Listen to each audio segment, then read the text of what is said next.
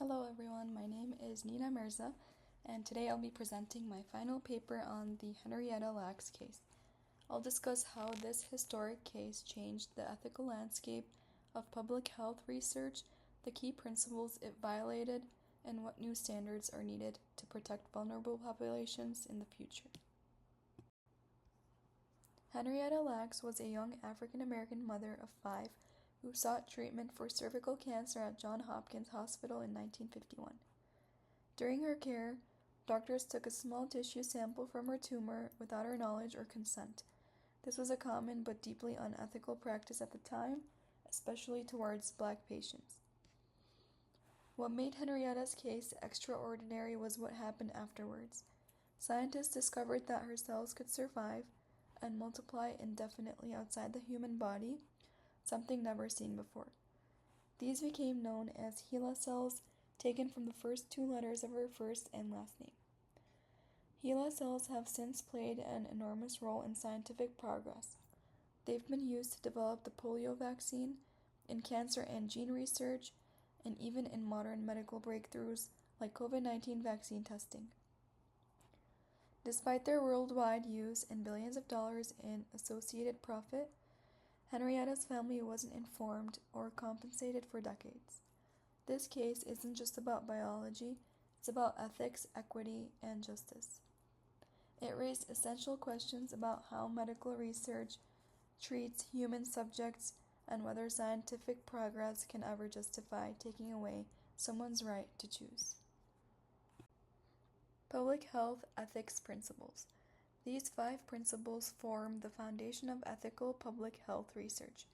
In Henrietta's case, nearly all were violated. She wasn't informed, her family didn't benefit, and the systems in place ignored her rights. These failures shaped the ethical reforms that guide public health today. The Belmont Report and UNESCO Declaration became critical responses to cases like Henrietta Lacks. They established formal protections for research participants and emphasized respect, justice, and beneficence. Public health ethics now ensures that advancing science never overrides individual rights. When we apply these ethical concepts to Henrietta's case, we see failures at every level.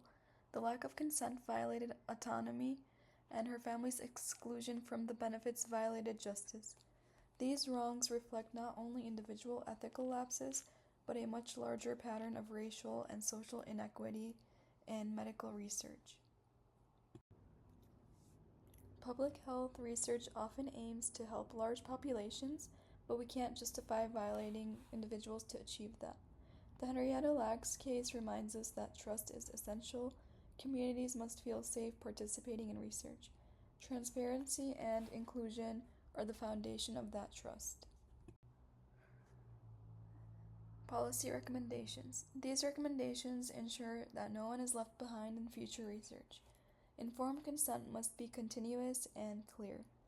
Benefit sharing and diverse oversight boards create fairness and accountability, while education helps prevent unconscious bias in decision making.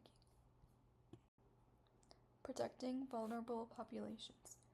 Vulnerability doesn't mean weakness, it means exposure to systems that hold unequal power.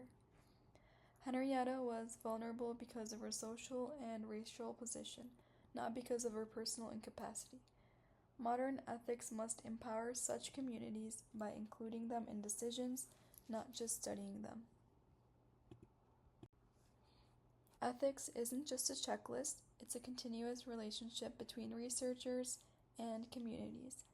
Sharing results, disclosing conflicts of interest, and listening to community feedback can rebuild trust and make science more equitable. So, in conclusion, Henrietta's story reminds us that scientific progress must never come at the expense of human rights.